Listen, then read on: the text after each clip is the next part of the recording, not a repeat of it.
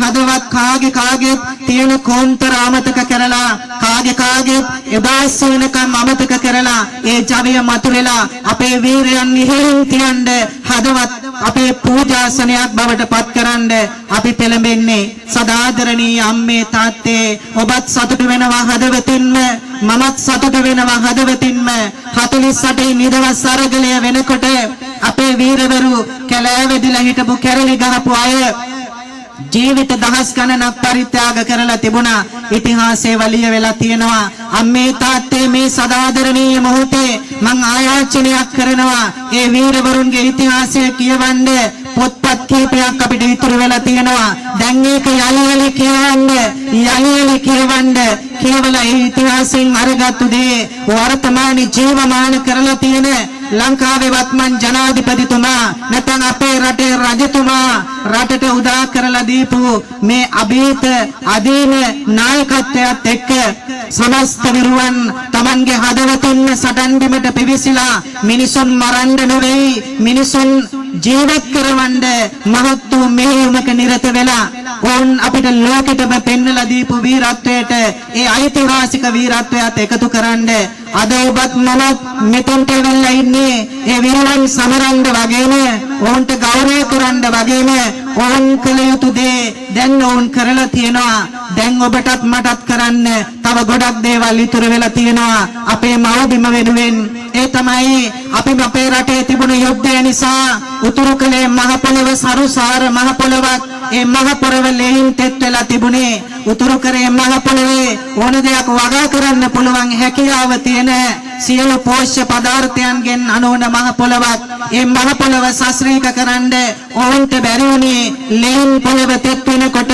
සරුසාර මහ පොළව මැරිලා ගියා ඒ සරුසාර පරපොළවේ ජීවය උඩට ගත්තොත් එදා ඉන්දියන් සාගරේ මුත්‍රාටේ කියපු පෙරදිග ධාන්‍යාගාරය කියලා ලෝකයේ ධාන්‍යාගාරයක් ලෙස හඳුන්වපු සදාදරණීය මාතෘ භූමිය යලිත් සශ්‍රීක කරන්න ඔබටත් මටත් පුළුවන් ඔබ මේ රටවල් වල වගුරන ශක්තිය අපේ රටට ඔබ හෙට අනිද්දා යොමු කරන්න පටන් ගත්තට පස්සේ ඒ රටේ මහ පොළව තව තවත් සරු වේවි ලෝකෙටම කියාවි අපි නුඹලගේ බැහැල මෙහෙවරකම් කරමින් අපි මේ කාල පරිච්ඡේදය තුල අප්‍රමාණ දුක් විඳා ඒත් අපි දුක් විඳේ මේ අපේ මහ පොළවේ සරුසාර බව නැති නිසා නෙවෙයි රටගෙන හැඟීමක් නැති නිසා නෙවෙයි ආර්ථික වශයෙන් කුමක්ද හේතුවකට අවාසනාවකට අපි ආර්ථික වශයෙන් ඇදහිලා තිබුණ නිසා මෙතනදී තව වචනයක් මා විසින් කිව යුතුව තිබෙනවා අපි දන්නා අපේ ආදරණීය අම්මේ තාත්තේ දුවේ පුතේ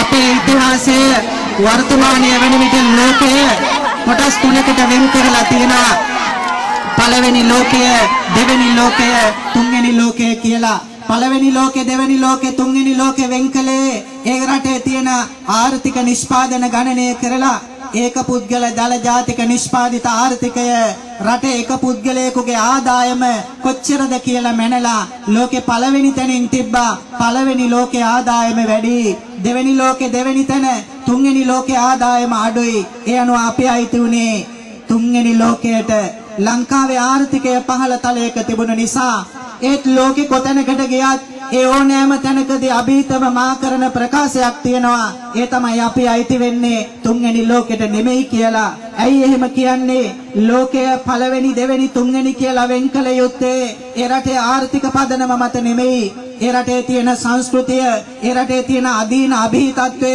ඒ රටේ තියෙන මිනිස්සුන්ගේ වටිනාකම් මේ සියල්ල එකට එකතු කරලා ආර්ථිකයට ඊට පස්සේ තමයි අපි රට පළවෙනිද දෙවෙනිද තුන්වෙනිද කියලා ගණනය කළ යුත්තේ. ඒ අනුව බලන්න ලෝකේ ත්‍රස්තවාදය පවතින රටවල් අද බොහොමයක් තියෙනවා. ඒ ත්‍රස්තවාදය පවතින රටවල් වල මීට වඩා අපේ රටට වඩා ඒ ත්‍රස්තවාදයේ බලයෙන් හීනයි. ඇයි මම එහෙම කියන්නේ? අපේ හමුදාවට අපේ රටේ තියෙන ත්‍රිවිධ හමුදාව වගේ ප්‍රභාකරන්ටත් ත්‍රිවිධ හමුදාවක් හිටියා. අහසින් යන්න හමුදාවක් හිටියා. මූදෙන් යන්න හමුදාවක් හිටියා. ගොඩබිමෙන් එන්න හමුදාවක් හිටියා. ත්‍රිවිධ හමුදාවක් තියෙන එකම ත්‍රස්තවාදී නායකයා බවට පත් උනේ ප්‍රභාකරන් කියලා කවුරුත් දන්නවා. එහෙමනම් එවැනි හමුදාවක් නැති ත්‍රස්තවාදයේ තියෙන රටවල් වල ඒ රටේ ත්‍රස්තවාදය තුරන් කර ගන්නට බැරුව ඉන්න වෙලාවේ මීට වඩා බලවත් රටවල් වල ලංකාවේ හමුදාව පෙන්නවා අපේ සිංහලලේ අපේ ලංකා මාතාවගෙන් උරා බීපු කිරිවල ලේ ඒ ලේවල ශක්තියෙන් මුළු ලෝකෙටම අපි කියනවා ඒ ලෝකෙටම කරන්න බැරි වෙච්ච දේ අපේ ලංකා මාතාවගේ දරුවෝ ලෝකෙට කරලා පෙන්නවා කියලා. අන්න ඒ නිසා ඒ හදවත්වල තියෙන ශක්තිය පළමුවෙන් නැති කරගත යුත්තේ වෙනස අපේ ආකල්පවල. ඒ නිසා හමුදාව ආකල්ප වෙනස් කරගත්තා.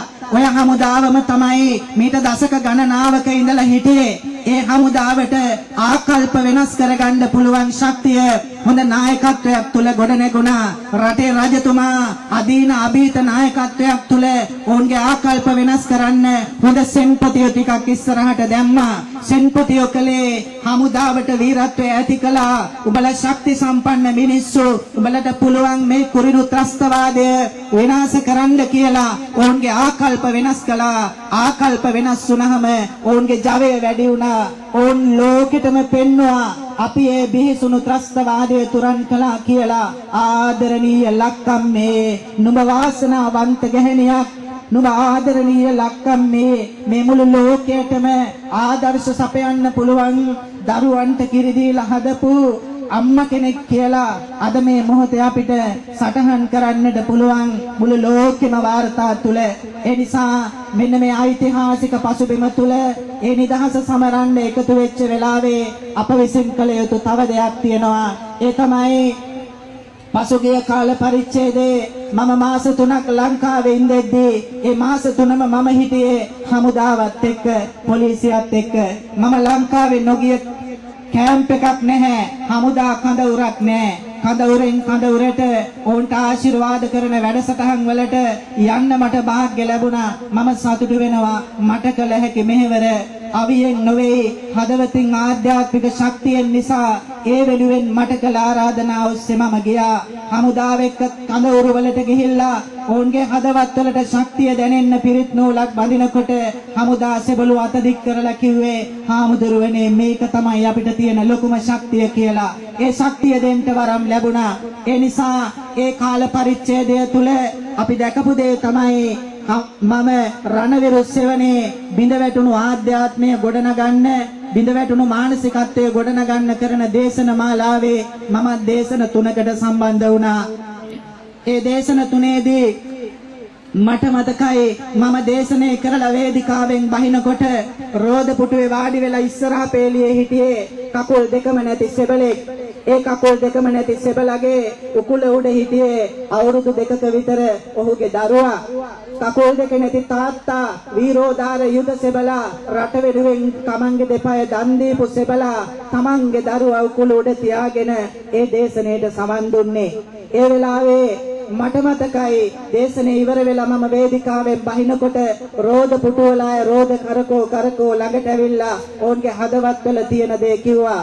ඒ සෙබළ කිව්වේ එක දෙයයි, හාමුදුරුවනේ බොරු කකුල් දෙක දැම්මහම දැම්මට ඇවිදින්න පුළුවන්.